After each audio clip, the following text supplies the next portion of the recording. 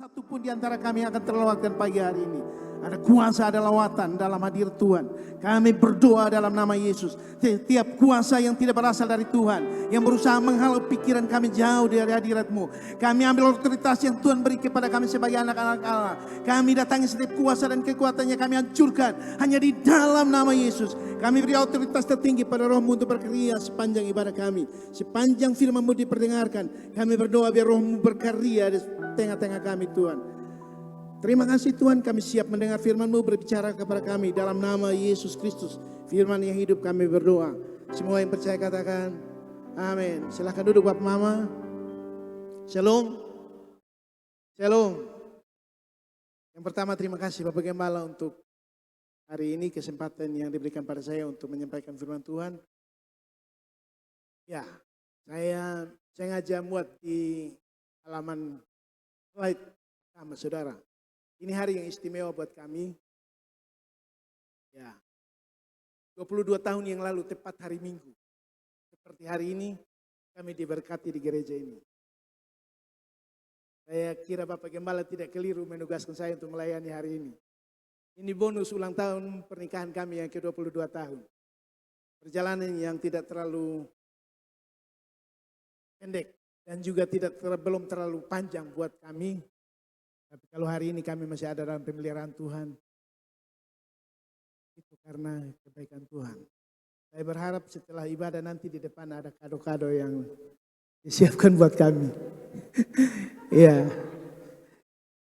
Kami hari ini juga tidak akan ada syukuran di rumah karena kami diundang untuk pernikahan salah satu teman saya, tim kerja kami.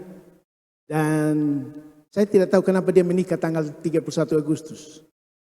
Banyak orang menikah akan menghitung kira-kira tanggal 5 ke tanggal 10. Tapi tidak dengan kami waktu itu. Kami memilih tanggal 31 Agustus. Tidak ada gaji waktu itu saudara. Itu tanggal untuk kita menunggu bulan berikut baru bisa terima gaji. Tapi kami melaksanakan itu dengan iman dan hari ini Tuhan masih menyatakan pemeliharaannya terhadap kami. Tapi bukan ini yang saya ingin bagikan buat kita Bapak Mama. Saya akan berbagi firman Tuhan bagi kita dari 1 Raja-Raja pasal yang ke-17 ayat yang ke-7 sampai dengan yang ke-24. Ya, kurang lebih 17 ayat. 1 Raja-Raja pasal yang ke-17 ayat yang ke-7 sampai dengan ayat yang ke-24. Kita akan baca sama-sama. Saya baca ayat yang ganjil. Bapak Mama bantu saya ayat yang genap. Kita ketemu di ayat yang ke-24. 1 Raja-Raja tidak ada di slide. Karena itu Bapak Mama bisa membuka Alkitab dan bisa juga membuka Alkitab digital yang ada di HP Bapak Mama. Saya undang jemaat Tuhan untuk kita bangkit berdiri, kita baca sama-sama firman Tuhan ini. Saya ayat yang ganjil, Bapak Mama bantu saya ayat yang genap, kita ketemu di ayat yang ke-24. 1 Raja-Raja pasal yang ke-17 ayat yang ke-7 sampai 24. Di bawah perikop Elia dan janda di Sarfat. Demikian firman Tuhan. Tetapi sesudah beberapa waktu sungai itu menjadi kering. Sebab hujan tiada turun di negeri itu.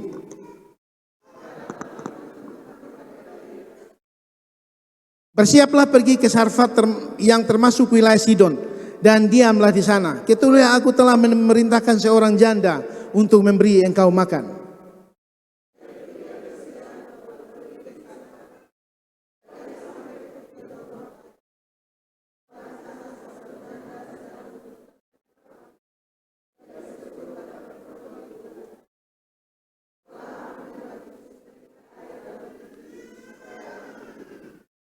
Ketika perempuan itu pergi mengambilnya, ia bersuruh lagi, cobalah ambil juga bagiku sepotong roti.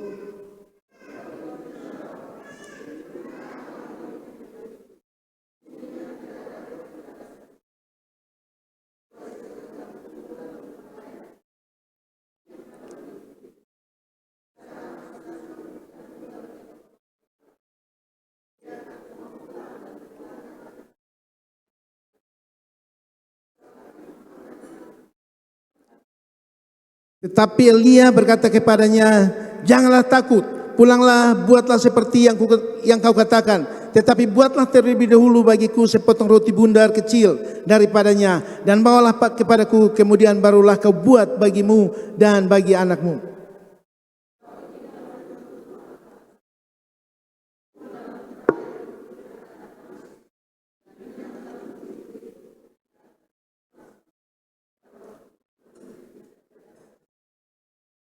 Lalu pergilah perempuan itu dan berbuat seperti yang dikatakan Elia.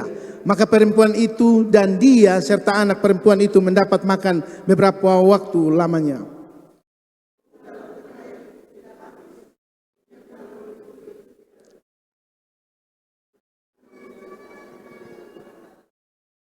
Sesudah itu anak dari perempuan pemilik rumah itu jatuh sakit dan sakitnya itu sangat keras sampai tidak ada nafasnya lagi.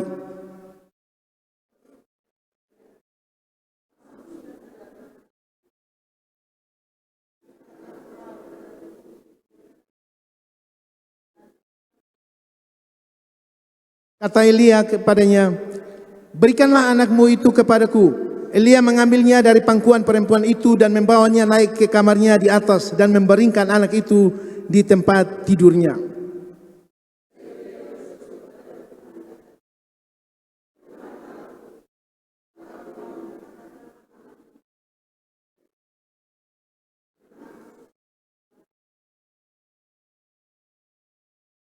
Lalu ia mengunjurkan badannya di atas anak itu 3 kali dan berseru kepada Tuhan, katanya, ya Tuhan Allahku, pulangkanlah kiranya nyawa anak ini ke dalam tubuhnya.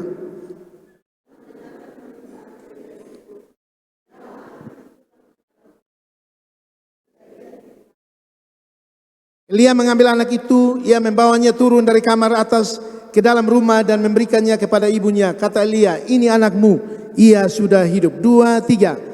Kemudian kata perempuan itu kepada Elia, sekarang aku tahu bahwa engkau abdi Allah dan firman Tuhan yang kau ucapkan itu adalah benar. Terima kasih, silakan duduk Bapak Mama yang dikasih oleh Tuhan. Saudara yang dikasih oleh Tuhan, kisah ini adalah lanjutan dari pengalaman Elia ketika sungai Kerit kering dan ia diutus ke Sarfat. Saya pernah menyampaikan tentang sungai Kerit.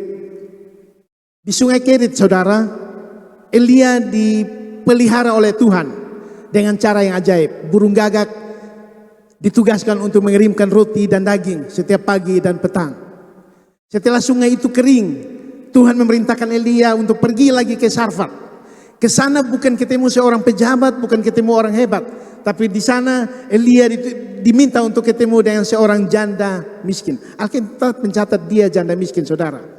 Saudara yang dikasih oleh Tuhan, di Sarfat Tuhan mengatur agar seorang janda miskin menjadi alat pemeliharaan bagi Elia. Di sungai Kerit Tuhan mengatur seekor burung gagak untuk memelihara Elia. Di Sarfat Tuhan mengatur seorang janda miskin untuk memberikan makan bagi Elia. Saudara, cara Tuhan menolong dan merawat kita tidak terbatas. Seperti pujian kita, saudara. Tuhan kita tidak terbatas caranya. Kalau sungai itu menjadi kering, Tuhan tidak terbatas untuk melakukan sesuatu, untuk tetap memelihara hidup Elia. Ketika sungai menjadi kering, Tuhan bilang pergi lagi ke Sarfat. Di sana ada janda miskin yang akan memberi engkau makan. Saudara, hari ini saya tidak tahu keadaan kita, saudara. Saya tidak tahu apa kondisi kita, kekeringan kita seperti apa. Kantong kita mungkin kering, orang bilang kanker, kantong kita mungkin kering. Kondisi daerah dan kondisi keuangan daerah, semua hal tidak sedang baik-baik saja, saudara. Kemarin saya dalam perjalanan ketemu dengan beberapa teman lama, mantan teman di Dinas Kehutanan. Mereka bilang kami sekarang hanya gaji. Setiap bulan kami hanya menanti kapan terima gaji, saudara. Kondisi itu terjadi hampir di semua OPD. Kita jujur untuk TTS, yang mendukung perekonomian itu adalah gaji PNS dan P3K. Kemudian kebijakan pemerintah kita yang baru, efisiensi terjadi di mana-mana. Dan hari-hari ini perjalanan yang dulu, saya sedikit berefleksi ke belakang. Perjalanan dinas yang dulu 2 hari kami jalan 500 ribu lebih. Hari ini 300-an ini untuk PNS. Untuk kami 500, masih tetap 500. Untuk PNS 300-an. Itu pun 1 bulan mungkin 1 kali jalan, saudara. Kondisi ini kondisi yang sulit. Saya membayangkan seperti yang Nabi Elia hadapi ketika Tuhan tidak mengizinkan hujan untuk turun 3 tahun. Dan dari tempat yang kering Tuhan mengutus dia pergi ke tempat yang lain. Di sana juga tidak ada orang-orang hebat yang siap untuk melayani dia. Di sana hanya Tuhan sediakan seorang janda untuk melayani dia. Janda yang miskin, yang hanya punya sedikit tepung dan hanya sedikit minyak dalam buli-buli. Dengar baik-baik, Tuhan kita, Tuhan yang punya banyak cara untuk melakukan hal-hal yang ajaib dalam hidup kita. Saya selalu menyampaikan ini, saudara. Kita Tuhan hanya minta satu dari kita, taat. Ketika kita taat, Tuhan akan izinkan kita untuk melihat hal-hal yang besar terjadi dalam hidup kita. Ketika kita taat, kekeringan akan menjadi awal yang baru bagi kita untuk mendapatkan sesuatu yang lebih besar. Saudara yang dikasihi oleh Tuhan, dalam perjalanannya,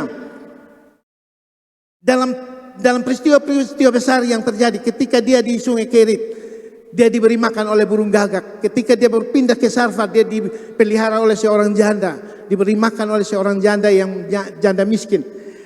Kemudian ketika anak dari janda ini meninggal, kemudian Tuhan melakukan mujizat yang membangkitkan janda dari anak ini. Anak dari janda ini. Apa yang terjadi, saudara? Dalam perjalanan ini, ketika mujizat terjadi, ketika burung gagak memberi makan dan ketika tepung dalam minyak dan buli-buli tidak habis, ketika anak dari janda ini dibangkitkan. Saudara, ini hal-hal yang Tuhan pakai untuk memelihara hidup kita hari-hari ini. Seperti Tuhan pelihara Elia, Tuhan juga menjamin bahwa dia pelihara hidup kita. Satu yang dia minta, ketaatan. Pernah saya membagikan ini, saudara, taat. Kalau kita baca dari kiri ke kanan, dari kanan ke kiri, tetap taat. Artinya tidak ada tawar-menawar, tidak ada kompromi untuk merubah taat. Kita hanya butuh satu kata, taat. Dalam kondisi kering sekalipun, dengar baik-baik, akan menjadi awal yang baik untuk Tuhan mengizinkan kita melihat mujizat demi mujizat terjadi dalam hidup kita. Saya tidak tahu kekeringan kita seperti apa, saya tidak tahu kondisi hidup kita hari-hari ini seperti apa. Saya juga tidak tahu kondisi keluarga kita, saya tidak tahu permasalahan hidup kita. Setiap kita pasti punya pergumulan. Saya juga yang sedang menyampaikan firman Tuhan juga punya pergumulan, saudara.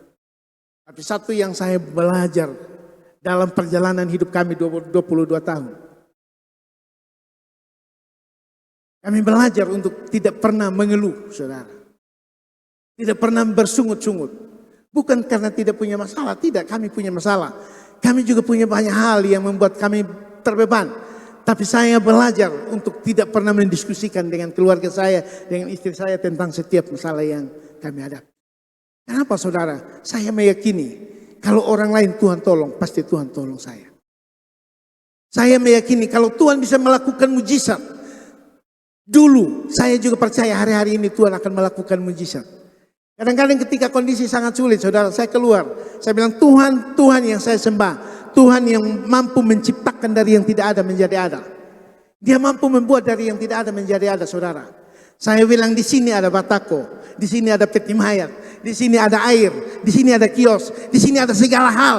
Tuhan bisa rubah ini semua menjadi uang. Kadang-kadang hal yang tidak kita pikirkan, kita hanya perlu memperkatakan dengan iman, saudara. Kita hanya perlu taat dan jangan pernah meragukan kebaikan Tuhan dalam hidup kita. Dengar baik-baik, saudara. Manusia boleh terlambat untuk menolong kita. Sumber yang kita harapkan mungkin kering. Tapi Tuhan yang kita sembah tidak akan pernah terlambat untuk menolong kita. Hanya kadang-kadang kita tenggelam dalam keadaan kita. Ketika kita tenggelam dalam keadaan kita, kita larut dalam kondisi kita yang buruk. Kemudian iman kita meragukan kebaikan Tuhan dan kita tidak izinkan untuk melihat kebaikan Tuhan dalam hidup kita. Tuhan bukan hanya Allah yang memenuhi kebutuhan kita, saudara. Dia bukan hanya Allah yang memenuhi kebutuhan jasmani kita. Nanti dalam kisah ini kita melihat endingnya bahwa dia kemudian menghidupkan kembali anak yang meninggal tadi. Dia juga Allah yang memberi hidup kembali. Menghidupkan kembali setiap kondisi kekeringan kita. Setiap hal yang mungkin sudah menjadi lemah dalam kehidupan kita, dengar baik-baik, Tuhan kita sanggup menghidupkan kembali keadaan-keadaan itu.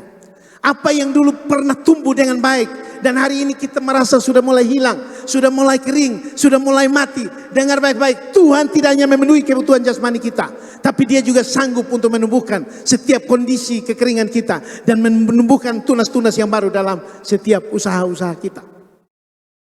Dia hanya minta satu hal, taat pada apa yang menjadi kehendaknya. Mari kita belajar beberapa hal.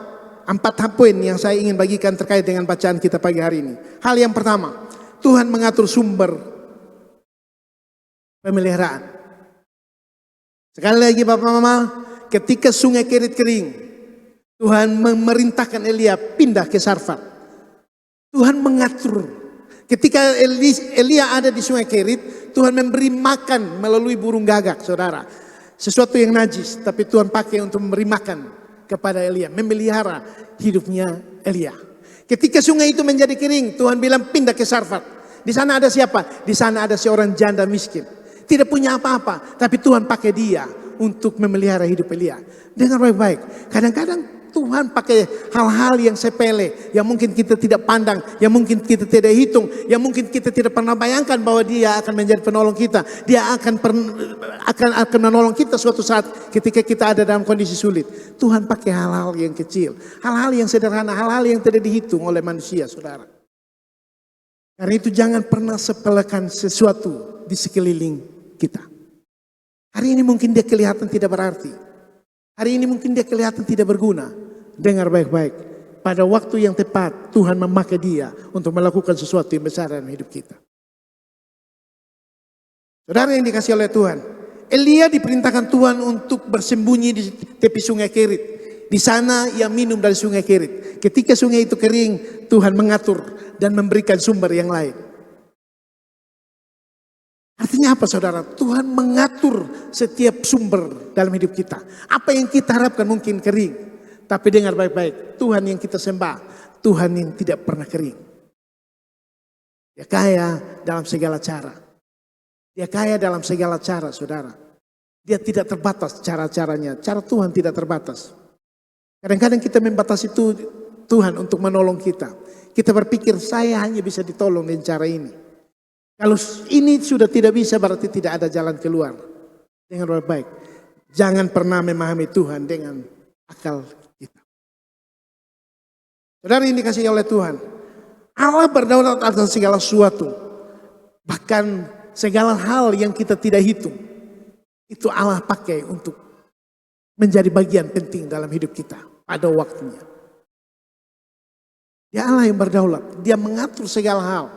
Termasuk sumber-sumber keuangan kita, sumber-sumber penghasilan kita. Segala hal yang bukan menolong kita untuk bisa menyekolahkan anak-anak kita. Bisa membiayai kebutuhan-kebutuhan kita. Allah mengatur semuanya. Dan semuanya pasti baik. Saudara, kalau orang-orang yang tidak takut Tuhan.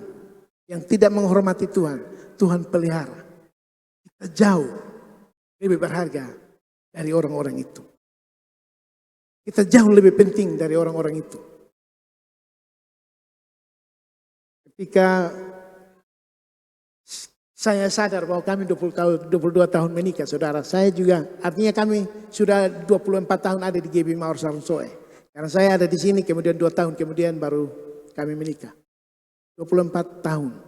Umur sekarang hampir 49. Artinya apa? Separuh dari hidup saya ada di GB Mawar Sarunsoe. Suatu saat saya ketemu dengan Pak Ketua Sinode Gemit. Pak Ketua bilang, Pak Martin umur berapa? 48 jalan 49. Dia bilang banyak orang Kristen, umurnya tua. Bayangkan 48 jalan 49 kita dengar firman Tuhan. Kita dengar khotbah, kita membaca firman Tuhan. Kita dengar pengajaran, kita dapatkan banyak hal tentang Tuhan. Dan apa yang Tuhan lakukan. Tapi kemudian dalam hidup kita, kita tidak melakukan seperti yang Tuhan lakukan. Hari-hari ini Tuhan hanya mau satu hal. Bahwa kita melakukan apa yang menjadi kehendaknya. Kita melakukan apa yang kita dengar. Kita melakukan apa yang menjadi pengajaran bagi kita. Apa yang diajarkan kepada kita. Seumur hidup kita dari sekolah minggu sampai dengan hari ini. Kita mendengar firman Tuhan. Kita mendengar tentang Tuhan dan setiap apa yang Tuhan lakukan. Dengar baik-baik. Tugas kita sebenarnya adalah melakukan semua yang telah kita dapatkan. Hari-hari ini kita perlu berefleksi saudara tentang apa yang sedang kita lakukan. Kemarin heboh di Soe tentang karnaval. Ada satu kendaraan, ada spanduk tulisan bahasa Timur, Nitu Nemen. Saudara tahu Nitu Nemen, setan sudah datang. Kemudian dalam kurung, yang ini lebih keras. Mama bayangkan tidak?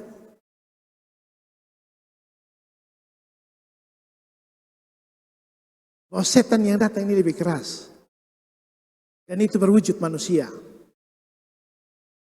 Memang kelihatan di publikasi kemudian untuk memantik opini dari publik. Tapi sebenarnya sesuatu yang salah. Diizinkan terjadi di tengah-tengah keramaian yang sebenarnya tujuannya baik. Festival budaya. Tujuannya karnaval budaya untuk memperkenalkan apa yang dilakukan, apa kreativitas dari anak-anak muda dan semua hal. Tapi kemudian kita terjerumus dan mencoreng apa yang pernah menjadi kebanggaan orang TTS. Ketika tahun 65 air berubah menjadi anggur, itu menjadi ikon saudara. Tapi kemarin rusak hanya karena Nitu Nemen dan ini lebih keras. Pengakuan terhadap dia terhadap setan yang lebih keras. Lebih besar dari pengakuan dia terhadap Allah yang kita sembah. Saudara, hidup kita ini seperti musim. Seperti tanaman. Ada saatnya kita tumbuh tunas-tunas baru, segar, kemudian membuat pohon itu kelihatan indah. Ada saatnya gugur semua daun. Ada saatnya untuk dia berbuah, tapi ada saatnya juga untuk dia tumbuh subur, tapi dia tidak menghasilkan buah apa-apa. Hidup kita seperti itu. Tapi dengar baik-baik, dalam setiap kondisi ini, kelihatan akan tetap indah. Musim gugur sekalipun, musim gugur sekalipun, ketika daun-daun berguguran, orang datang ke pohon itu, kemudian mengambil foto di situ. Yang indah apa? Ada ranting yang kosong tanpa daun, di bawah ada tumpukan daun-daun kering. Hidup ini indah sebenarnya saudara. Naik turun itu biasa. Senang dan susah itu biasa. Diberkati dan belum diberkati itu biasa. Tapi bagaimana kita memberi respon terhadap hidup itu yang jauh lebih penting. Kadang-kadang kita bereaksi. Ketika kita bereaksi itu kita membuat kesalahan saudara. Karena kita bereaksi kita akan jalan pada tujuan yang salah. Kita akan berlindung pada sumber yang salah. Kita akan berharap pada sumber yang salah. Dan kemudian kita tidak dapatkan apa-apa. Pemeliharaan Tuhan itu selalu dengan cara biasa. Tetapi seringkali melalui cara yang tidak masuk akal. Dengar baik-baik. Naaman ketika dia sakit dan oleh seorang gadis dari Samaria dia diminta untuk ketemu Nabi yang ada di Samaria, Elisa. Saudara, Naaman datang karena dia seorang panglima. Dia berharap bahwa Elisa akan tumpang tangan dari jauh kemudian dia akan sembuh. Tidak seperti itu saudara. Setelah ketemu Elisa, Elisa bilang apa? Tenggelamkan dirimu dalam sungai Yordan 7 kali. Masuk akal tidak saudara? Masuk keluar 7 kali baru bisa sembuh. Kadang-kadang Tuhan mengizinkan kita untuk mengalami sesuatu dalam hidup kita dengan cara-cara yang tidak biasa. Ketika peristiwa penyembuhan di kolam Bethesda, saudara. Orang antri di situ untuk mendapatkan, menunggu ketika air goncang dan orang pertama yang masuk ke sana akan mengalami kesembuhan, akan dipulihkan dari sakitnya. Ada seorang lumpuh yang berkali-kali ada di sana. Tapi karena dia lumpuh ketika air itu goncang, dia selalu terlambat. Orang lain mendahului, kemudian orang lain yang sembuh. Tapi dengar baik-baik. Dia tetap ada di sana dan dia menunggu sampai sesuatu terjadi atas hidupnya. Tidak seperti biasanya. Tidak harus masuk dalam kolam itu ketika air goncang. Tapi satu kata saja, angkat tilammu dan berjalanlah. Orang lumpuh itu berjalan. Tuhan kita punya banyak cara untuk melakukan sesuatu dalam hidup kita. Kita hanya perlu taat saudara. Kadang-kadang sumber yang Tuhan pakai bisa kering. Sekali lagi. Kadang-kadang keadaan di sekeliling kita bisa kering. Kadang-kadang harapan kita sudah tidak ada. Tidak bisa saya harapkan ini. Ini tidak bisa lagi. Semua tidak ada lagi. Babi yang saya piara sudah mati semua. Sapi yang saya piara sudah terlepas. Sudah hilang, orang sudah curi. Apalagi. Sudah tidak bisa lagi. Saya cari penumpang keliling sini sana tidak pernah dapat. Kenapa? Maxim sudah ambil alih semua. Ojek sudah mulai napas satu. Tapi dengar baik-baik, semua keadaan bisa berubah. Tapi ketika kita taat, Tuhan punya banyak cara untuk menolong kita.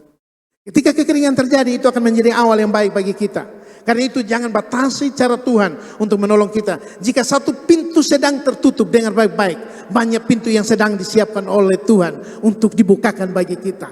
Jika satu bagian sedang ditutup oleh Tuhan, dengar baik-baik, banyak sumber yang sedang dipersiapkan oleh Tuhan untuk diberikan menjadi alat pemeliharaan bagi setiap kita. Kita hanya perlu merespon dengan cara yang baik. Kita tidak perlu bersungut-sungut, tidak perlu mengeluh sepanjang hidup. Sepanjang hidup kita menghabiskan hanya untuk bersungut-sungut, mengeluh, saya gagal, saya tidak bisa dapatkan apa-apa, semua sudah habis, semua tidak ada. Mungkin yang sakit, semua uang sudah dikerahkan untuk mengobati dirinya dan dia belum mengalami kesembuhan. Dengar baik-baik, Tuhan punya cara untuk menyembuhkan kita tanpa harus mengeluarkan uang yang banyak. Saudara yang dikasih oleh Tuhan, Tuhan kita Tuhan yang hebat, saudara. Hari-hari ini kami keluarga juga dalam pergumulan. Anak-anak kami sedang sekolah, saudara, dan pilihannya luar biasa. Ya, Fiona tidak bermaksud apa-apa. Saya mau kasih tahu Bapak Mama saja. Fiona memilih satu sekolah, satu SMA yang kalau kita hitung biaya bulanannya lebih besar dari S1. Ya, uang sekolahnya lebih besar dari S1. Kalau S1 bayar 6 bulan sekali. Kalau ini setiap bulan bayar, digabungkan jauh lebih besar dari itu S1. Belum biaya hidup dan lain-lain. Tapi apa yang sedang ada di pikiran saya? Kami juga tidak tahu nanti kami seperti apa, saudara. Pekerjaan yang sedang saya kerjakan 5 tahun sekali, saudara. 5 tahun akan berubah. Saya juga tidak tahu apakah Tuhan akan melanjutkan itu, mengizinkan saya melanjutkan itu di tahun-tahun berikut. Tapi satu yang ada di pikiran saya, Tuhan yang tidak pernah terbatas caranya untuk menolong saya. Karena itu kami akan terus melakukan itu. Saudara yang dikasih oleh Tuhan, jangan batasi cara Tuhan untuk menolong kita. Jika satu pintu tertutup, percayalah banyak pintu yang sedang disiapkan untuk Tuhan buka bagi kita. Jika satu sumber sedang menjadi kering, Tuhan sedang menyiapkan sumber-sumber yang lain untuk memelihara hidup kita. Hal yang kedua, saudara.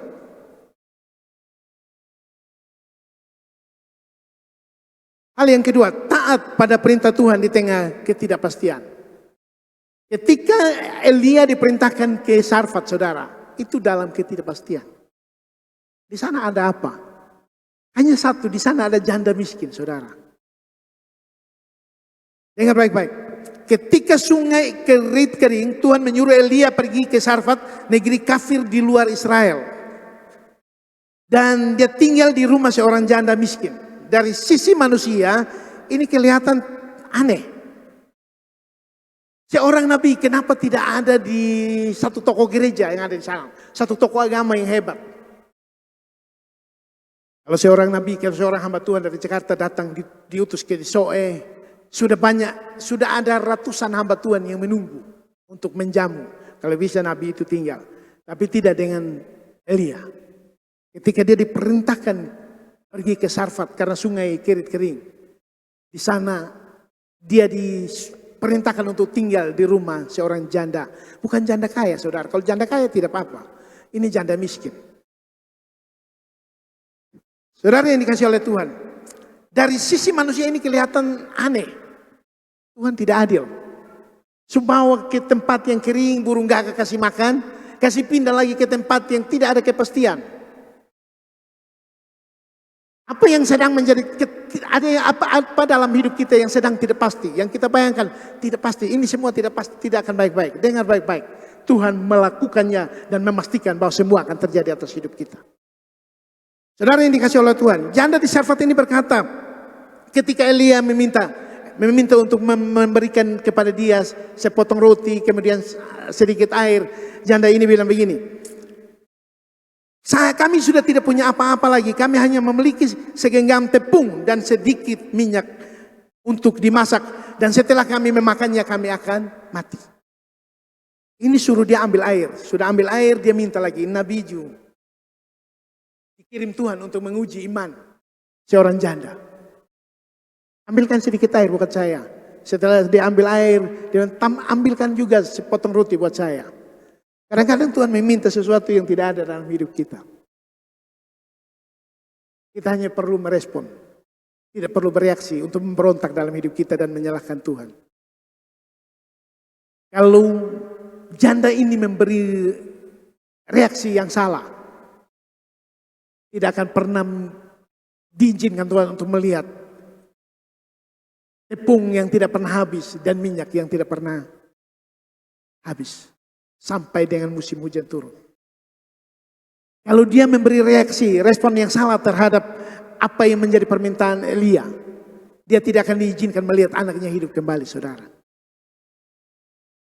Saudara yang dikasih oleh Tuhan, ia hanya memiliki segenggam tepung dan sedikit minyak untuk dimasak sebagai makanan terakhir bagi dirinya dan bagi anaknya. Namun Elia berkata, jangan takut.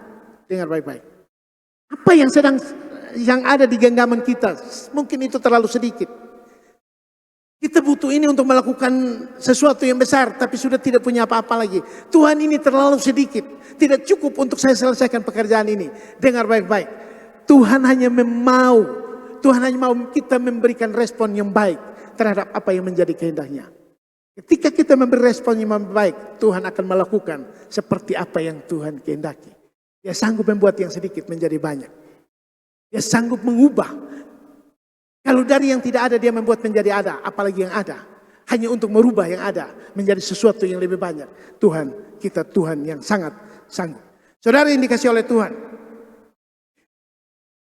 Ketika janda ini memberi respon yang tepat terhadap permintaan Elisa, apa yang terjadi, saudara? Mujizat terjadi, tepung dalam tempayan tidak pernah habis, kemudian minyak dalam buli-buli tidak pernah berkurang sampai dengan musim hujan. Tuhan kirim nabi untuk datang menguji iman. Tuhan kirim masalah untuk datang menguji iman kita. Dengar baik-baik, Tuhan tidak pernah mencobai kita. Yang mencobai kita iblis untuk membawa kita pada kejatuhan. Tuhan tidak pernah mencobai kita, Tuhan menguji kita. Dan setiap ujian pasti membawa kita naik kelas. Setiap ujian pasti membawa kita naik level. Setiap ujian pasti mengangkat kita. Karena itu setiap apa yang Tuhan izinkan terjadi dalam hidup kita, kondisi-kondisi sulit dalam hidup kita, mari pahami itu dan terima itu sebagai memberi respon terhadap itu. Ini ujian yang akan membuat saya menjadi lebih baik. Ini ujian yang akan membuat saya naik kelas. Ini ujian yang akan membuat saya semakin kuat. Ini ujian yang akan membuat saya melihat kebesaran-kebesaran dan keajaiban yang Tuhan lakukan dalam hidup saya. Memiliki respon yang tepat terhadap setiap apa yang menjadi kehendak Tuhan dalam hidup kita. Saudara, terhadap hal ini Tuhan mengingatkan kepada kita semua, taat pada perintah Tuhan di tengah ketidakpastian. Kita hanya perlu taat pada setiap apa yang Tuhan perintahkan. Tidak usah tawar-tawar, saudara. Elia ketika diminta untuk pergi ke Sarfat, dia tidak tawar-menawar. Tuhan, di sana ada apa? Di sana ada burung gagak leko yang Tuhan siapkan. Dia tidak banyak tawar-menawar. Dia hanya mau taat pada, kalau Tuhan suruh pindah, dia pindah. Kalau Tuhan sudah lakukan ini, lakukan itu. Dan ketika dia melakukan itu, dia diizinkan untuk melihat perbuatan-perbuatan Tuhan yang ajaib. Saudara yang dikasih oleh Tuhan, taat lebih penting daripada mengerti semuanya. Kadang-kadang kita berusaha untuk memahami semuanya, tapi kita tidak taat sama sekali. Kadang-kadang kita berusaha untuk isi pikiran kita dengan pemahaman, pengetahuan. Itu baik, saudara. Tapi sekali lagi, seperti yang saya sampaikan tadi, 48-49 tahun saya mengenal Tuhan. Saya tahu tentang kebenaran, saya tahu tentang Tuhan. Berapa banyak yang sudah saya lakukan seperti yang Tuhan ajarkan pada saya. Seperti yang saya tahu tentang Tuhan. Taat lebih penting daripada mengerti semuanya. Seringkali Tuhan menguji iman kita dan dengan memerintahkan hal-hal yang kelihatan tidak masuk akal. Tuhan selalu menguji iman kita dengan hal-hal yang tidak masuk akal. Tapi kalau kita memberi respon yang tepat, Tuhan akan mengizinkan kita melihat mujizat. Mujizat selalu diawali dengan iman dan ketaatan. Kalau ada ketaatan, di ujungnya pasti ada mujizat. Mujizat masih terjadi sampai hari ini, saudara. Jangan berpikir, itu cerita Alkitab, itu cerita lama. Dulu hanya orang-orang. Itu hanya dulu dialami oleh orang-orang hebat. Saya beberapa hari yang lalu saya belajar tentang akses, saudara. Lalu zaman perjanjian lama, orang datang untuk ketemu Tuhan, orang mau datang ke hadirat Tuhan, dia harus melalui imam. Dan itu dilakukan setahun sekali. Hari-hari ini kita diberi kemudahan, saudara, akses yang mudah. Kita bisa menjangkau Tuhan, kapan saja, di mana saja, dalam seruan apa saja. Kita diberi kemudahan, aksesnya mudah, saudara. Kalau dulu, saudara, orang menulis skripsi harus per hari-hari, berminggu-minggu, berbulan-bulan ada di perpustakaan. Cari buku ini, judul ini, pelan-pelan. Sekarang, orang kuliah S3 tidak punya buku. Dia punya buku digital, saudara. Semua hal menjadi mudah. Karena itu kita hanya perlu untuk melakukan pilihan-pilihan, seleksi, pilihan-pilihan yang tepat terhadap setiap keputusan-keputusan kita. Kita bisa memilih untuk taat, kita juga bisa memilih untuk tidak taat. Tidak peduli, tidak ada yang mengikat kita. Tapi dengar baik-baik, dalam ketaatan, ujungnya pasti ada mujizat. Dalam ketidaktaatan, pasti ada kehancuran hidup. Mari kita memiliki pilihan yang tepat untuk melihat hidup kita diubahkan oleh Tuhan. Tuhan sanggup melipat gandakan sedikit yang kita miliki menjadi banyak. Mencukupi setiap kebutuhan jasmani kita dan bahkan memberi pertumbuhan dalam kehidupan rohani kita. Seringkali Tuhan bekerja melalui kerelaan kita untuk terlebih dahulu melakukan sesuatu. Tuhan berkarya. Tuhan melipat gandakan itu tepung dan minyak dalam buli-buli. Kenapa? Didahului dengan kerelaan dia untuk memberi sepotong roti dan sedikit air. Ketaatan kita, kerelaan kita untuk melakukan sesuatu bagi Tuhan itu jauh lebih penting dari pemahaman-pemahaman kita yang terlalu banyak tanpa satu aksi. Saat Tuhan menggerakkan kita untuk mengambil langkah iman, mungkin kita tidak mengerti jalannya, tetapi percayalah di balik apa yang kita lakukan, di balik ketaatan kita ada rencana Allah yang besar yang akan Allah lakukan bagi kita. Sekali lagi saya ingin sampaikan pada mama-mama semua. Kalau ada hal-hal yang sudah kering, kelihatan sudah mulai mati. Dengar baik-baik, ada pertumbuhan, ada tunas-tunas baru. Ada calon-calon tunas baru yang akan tumbuh. Memiliki respon yang tepat terhadap apa yang menjadi kehendak Tuhan. Dalam Filipi 4 ayat yang ke-19 dicatat begini. Allahku akan memenuhi segala keperluanmu menurut kekayaan dan kemuliaannya dalam Kristus Yesus. Allah kita akan memenuhi segala keperluan kita menurut kekayaan dan kemuliaannya dalam Kristus Yesus. Dia memang Allah yang tidak terbatas. Dan itu yang membuat kita sampai hari ini, saya tidak tahu seberapa kagum kita dengan Allah kita. Saya tidak tahu seberapa kita mengagumi Allah yang kita sembah. Paulus kepada jemaat di Filipi dia bilang begini, Allahku akan memenuhi segala keperluanmu menurut kekayaannya dan kemuliaannya dalam Kristus Tuhan. Ini biar menjadi pernyataan iman. Ketika kita keluar dari rumah kita kata, Allahku akan memenuhi setiap keperluanku menurut kekayaan dan kemuliaannya. Dia tidak hanya kaya tapi dia mulia. Dan dia akan penuhi setiap keperluan kita menurut kekayaan dan kemuliaannya. Hal yang ketiga saudara. Ya, mudah-mudahan 10 menit lagi. Hal yang ketiga, kekeringan bukan akhir. Sungai Kerit menjadi kering, Tuhan buka jalan baru. Janda miskin dipakai jadi saluran berkat. Mujizat tepung dan minyak tidak pernah habis. Ketika kekeringan, catat baik-baik, kekeringan bukan akhir. Kalau sudah melihat gugur di sana sini, usaha yang dulu kita lakukan tidak sekencang yang sekarang. Kemudian apa lagi? Banyak barang yang sudah tidak terjual lagi. Dan kelihatan akan menjadi barang-barang yang expire.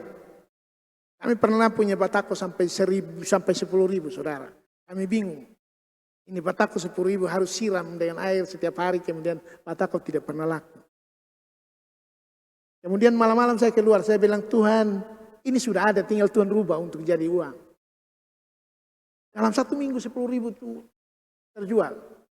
Kenapa saudara? Kita punya respon yang baik. Respon yang tepat. Kepada setiap apa yang Tuhan izinkan terjadi dalam hidup. Saya tidak mengeluh dan putus asa. Saya tidak kemudian kecewa dan tidak mau siram itu batako lagi. Tidak. Saya minta anak-anak tetap siram. Kemudian Saya melakukan itu dengan iman. Malam-malam saya keluar, saya bilang, Tuhan ini sudah ada, tinggal Tuhan merubah. Kalau dari yang tidak ada Tuhan bisa buat jadi ada, kenapa ini yang sudah ada Tuhan tidak bisa rubah bentuknya? Ini kan hanya batu berubah menjadi uang. Dan Tuhan lakukan itu 1 minggu. Keluar batu 10.000. Tuhan kita Tuhan yang sanggup. Saudara yang dikasih oleh Tuhan, seperti seorang yang kehilangan pekerjaan. Merasa semua tertutup. Kemudian Tuhan membuka jalan untuk usaha yang kecil. Saya punya teman anggota DPR, saudara, dia bilang begini. Dia memulai usahanya dari bawang merah. Bawang merah sekitar 40 kilo.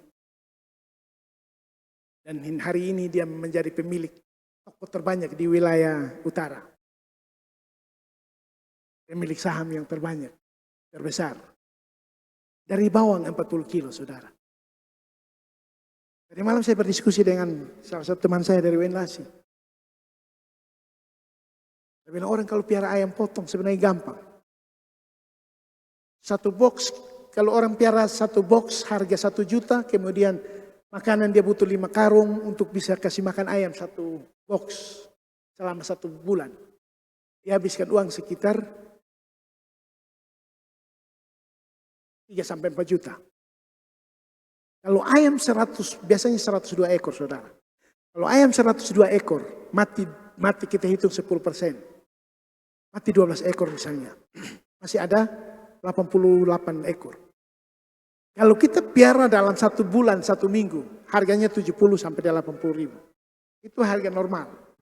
Kalau harga yang tidak normal ketika semua ayam tidak tersedia dan hanya kita yang punya ayam, bisa sampai 90-100 ribu. Saya bilang dia, ini hal yang sederhana. Tidak usah pikir harus punya uang ratusan juta untuk beli sapi 100 ekor.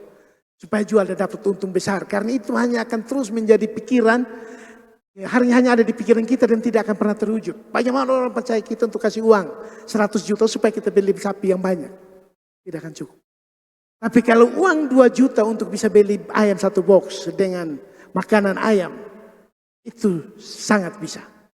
Dan kalau kita setia, Tuhan bisa merubah itu menjadi sesuatu, menjadi pintu baru untuk menumbuhkan hal-hal yang baru dalam usaha-usaha kita. Persoalannya apa, saudara? Kita hari-hari ini mengharapkan sesuatu yang besar. Saya tidak mau ke yang kecil-kecil. Ya. Beberapa dari kami, saya lihat ada FB Pro. Tapi saya lihat orang Mawar Saron hebat. FB Pro tapi belum joget sendiri-sendiri sama kayak orang gila. Saya mau kita ada di situ tapi kita tidak gila. Sepakat kok? Ya jangan sampai suami suruh pakai daster hanya untuk foto supaya bisa dapat monetisasi yang besar. Ya, kami FB Pro biar tidak berkawan di Facebook tapi pasti bakal tunggu. Karena tiba-tiba dia buril masuk. Lewat. Komen, kalau son komen nanti son dapat monetisasi. Tapi orang-orang Mawar Saron belum sampai yang joget sendiri-sendiri. Menari sendiri-sendiri. Kita menampilkan sesuatu dan apa yang kita tampilkan itu mendidik, saudara. Ana kemarin sampaikan di khutbah sini juga. Beberapa hari yang lalu Ana bilang begini. Lakukan terus, mungkin kelihatan tidak berarti. Mungkin kelihatan sepele, belum mempengaruhi orang lain. Tapi lakukan terus.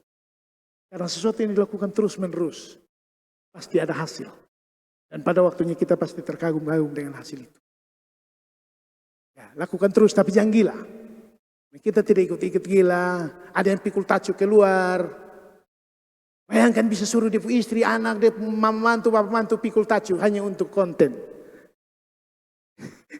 Jangan begitu, kita masih orang-orang normal yang mengasihi Tuhan. Ya, kita lakukan itu, jadi begini. Rekam digital itu menjadi sesuatu yang bisa menyimpan file-file kita, saudara. Kadang-kadang orang kita menilai kita pencitraan. Sebenarnya tidak, saudara. Kadang-kadang kita punya HP yang terbatas. Kalau kita simpan di HP, lama-lama HP hang. Tapi kita juga dituntut untuk memiliki rekam jejak yang mengingatkan kita. 1 hari kemarin, Facebook mengingatkan. Karena saya pernah posting tentang ulang tahun pernikahan. Kemudian mengingatkan kita, oh besok ulang tahun pernikahan, jangan lupa. Jadi sebenarnya itu bukan untuk melakukan hal-hal yang gila. Jangan salah. Kita punya Allah yang punya banyak cara untuk menolong kita. Hal yang terakhir saudara. Ini yang terakhir. Allah yang menghidupkan kembali. Kita punya Allah yang menghidupkan kembali. Setelah mujizat makanan, kemudian ujian yang lebih berat datang, anak janda itu sakit keras lalu mati. Janda itu berseru kepada Elia, adakah engkau datang untuk mengingatkan kesalahanku dan mematikan anakku? Saudara, ini tuduhan buat Elia. Tapi satu yang kita bisa lihat dari respon Elia, dia tidak marah kepada janda itu. Lu gila, lu kira beta datang untuk bikin lupa anak mati. Saudara, janda ini sudah melihat mujizat. Tepung tidak pernah habis, minyak dalam buli-buli tidak pernah habis. Tapi ketika anaknya meninggal, dia ada dalam kondisi kalang kabut. Tapi tidak dengan Elia, saudara. Dia tetap memiliki respon yang baik. Dia datang kepada Tuhan. Dia bawa anak ini datang kepada Tuhan. Kalau ada kondisi-kondisi yang sudah mati dalam hidup kita. Kalau ada hal-hal yang sudah tidak baik dalam hidup kita. Kalau ada hal-hal yang sudah kita lakukan secara maksimal tapi tidak produktif dalam hidup kita. Dengar baik-baik, kita perlu bawa kepada Tuhan. Kita hanya perlu datang kepada Tuhan, membawa keadaan kita. Membawa masalah kita. Kita tidak perlu datang ke tempat lain, datang kepada Tuhan. Bawa masalah kita. Ini sakit saya yang tidak pernah sembuh. Saya sudah menghabiskan banyak uang, tapi ini penyakit tidak pernah mau tinggalkan. Datang kepada Tuhan, kasih tahu Tuhan, dengar baik-baik. Hanya Tuhan yang bisa merubah keadaan itu. Kita seringkali menyalahkan Tuhan, saudara. Dalam penderitaan, dalam masalah kita selalu menyalahkan Tuhan. Hai, percuma saya 22 tahun ikut Tuhan. Percuma saya 24 tahun ikut Tuhan, tapi sama saya hidup sampai berubah. Orang yang di sana jauh lebih gemuk. Dia makan segala sesuatu tidak peduli, asam urat tidak pernah kena, dia tetap sehat. Dia makan tidak kontrol, tapi dia hidup baik-baik saja, perut tidak pernah maju ke depan. Saya bingung dengan hidup saya, dengan perut saya. Begitu. Makan satu hari hampir 1 kali saja makan. Sedikit lagi tidak banyak. Tapi ini perut bukan makin ke belakang, makin depan. Tapi dengar baik-baik saudara. Kalau saya membayangkan foto nikah kami yang dulu. Saya terlalu kurus. Maka tadi malam saya cari foto untuk posting. Saya lihat itu foto nikah, ini tidak layak. Saya posting saja yang sudah gemuk dan bagus begitu.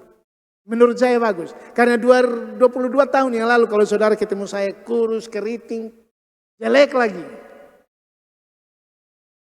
Apa yang diharapkan dari orang yang kurus dan keriting, saudara? Dengar baik-baik. Kadang-kadang dalam kondisi-kondisi tertentu kita salahkan Tuhan. Kita anggap Tuhan tidak bisa melakukan itu. Percuma sudah saya hidup seperti ini. Sudah saya pasrah pada kenyataan. Dengar baik-baik. Kita perlu memberi respon yang baik. Seperti Elia, ketika janda ini protes. Kenapa singgah di rumah saya hanya untuk mengambil anak saya, hanya untuk mengingatkan saya tentang kesalahan. Hanya untuk mengingatkan saya tentang kesalahan dan mengambil nyawa anak saya. Kenapa? Elia tidak marah saudara, tapi dia datang kepada Tuhan. Apa yang Elia lakukan? Elia tidak marah, dia justru membawa masalah itu kepada Tuhan. Dia berkata dengan sungguh-sungguh. Bahkan 3 kali dia menerapkan dirinya di atas anak itu. Dia minta supaya Tuhan menghidupkan kembali anak itu. Apa yang terjadi saudara? Anak itu benar-benar hidup. Bawa masalah kita kepada Tuhan dan percayalah Tuhan akan melakukan itu. Tuhan menyelesaikannya bagi kita. Di sisi yang lain kita akan berkata iman sejati diuji. Bukan dari berkat yang datang. Iman sejati diuji dari masalah, dari tantangan, dari coba, dari setiap hal buruk yang Tuhan izinkan ada dalam kehidupan ada dalam kehidupan kita, dalam keluarga kita. Iman kita diuji di situ, saudara. Bukan saat kita berkelimpahan, bukan saat kita punya segala hal. Iman kita diuji saat kita diberikan masalah. Ada pepatah-pepatah dunia yang bilang begini. Wanita perbedaan wanita dan laki-laki. Laki-laki itu imannya diuji saat sekelilingnya ada semua hal. Di garasi ada oto, kemudian di rekening ada banyak uang, kemudian dia punya banyak usaha. Seringkali laki-laki diuji dalam kondisi begitu. Banyak laki-laki sukses kemudian meninggalkan rumah tangga. Beberapa hari yang lalu kami ada di Wenlasi, tanggal 28. Saya diberi kesempatan untuk memberi petua bagi orang nikah. Saya bilang, ini MC tidak salah karena 3 hari lagi kami 22 tahun menikah. Hanya orang-orang yang sudah panjang pernikahannya yang boleh memberi petua. Karena kalau masih terlalu muda, 5 tahun dia beri petua, kemudian tahun ke-6 dia cerai, itu rumah tangga jadi apa? Ya. Karena itu Bapak Mama saya ingatkan yang belum menikah, kalau nanti menikah, meminta orang kasih petua, lihat baik-baik. Kehidupannya hanya harus benar-benar menjadi teladan. Jangan sampai hari ini dia memberi petua, jaga pernikahan harus seperti ini. 3 tahun kemudian kita ketemu dia jalan dengan orang yang berbeda. Sakitnya di mana? Saudara yang dikasih oleh Tuhan, saya bilang begini, tidak ada rumus yang baku dalam pernikahan. Sudah sampai pernikahan. Karena ini ulang tahun pernikahan. Bapak Mama dengar saja sedikit lagi. Tidak ada rumus yang baku dalam pernikahan.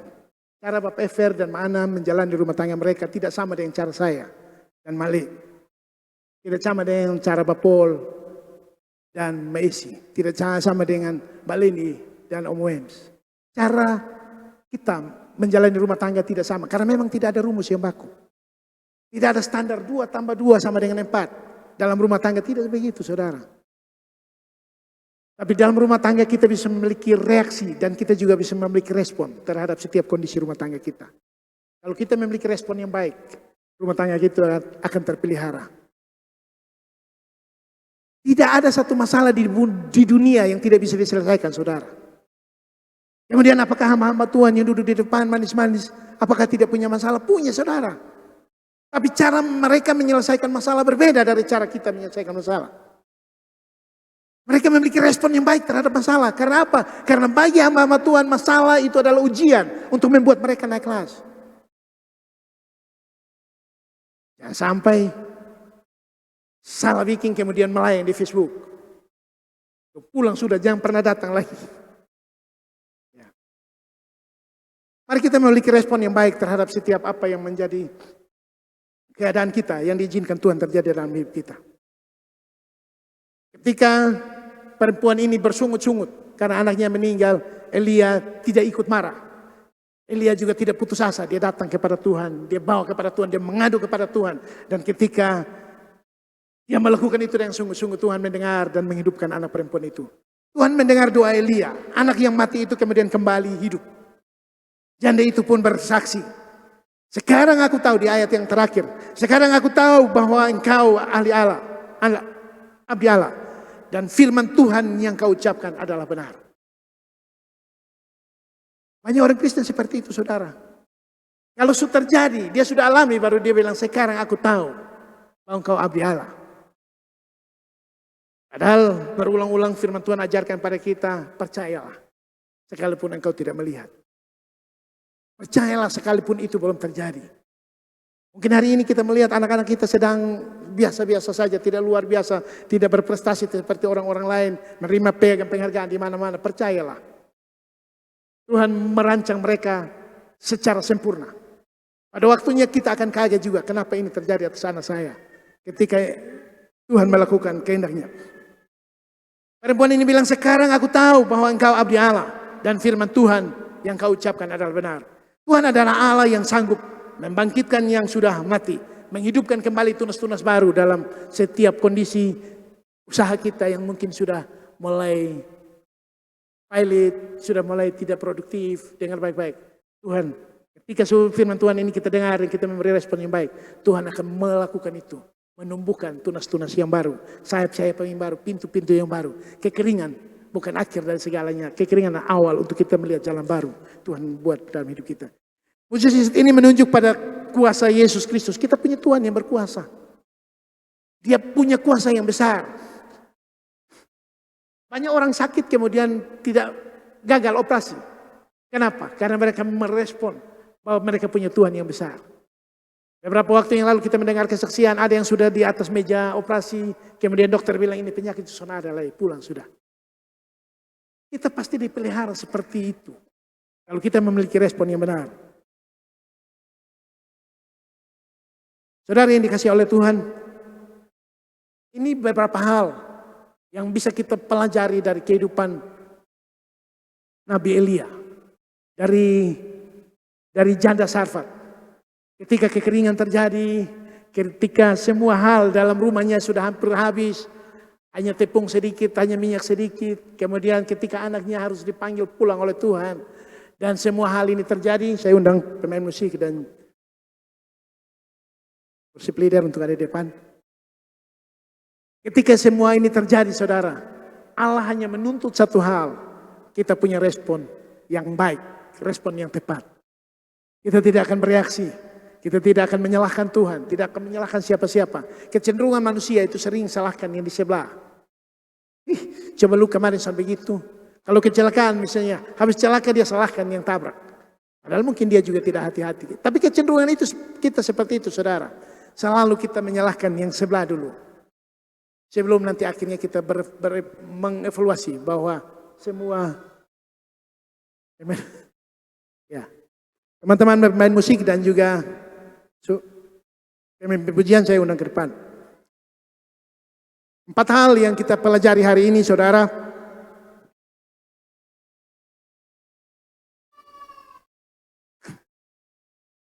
Hal yang pertama, Tuhan mengatur sumber pemeliharaan terhadap kita. Kalau yang ini kering, Tuhan buka baru. Kalau yang ini susah ada, Tuhan buat baru. Tuhan kita sanggup. Dia tidak hanya memenuhi kebutuhan jasmani kita, tapi dia juga menghidupkan, menumbuhkan hal-hal yang baru. Ketaatan akan membuka jalan untuk mujizat Tuhan terjadi atas hidup kita. Kita hanya perlu taat. Kalau hari-hari kemarin terlalu sedikit mujizat yang kita lihat karena kita tidak taat. Hari ini mari kita taat. Dan pasti Tuhan izinkan kita melihat mujizat.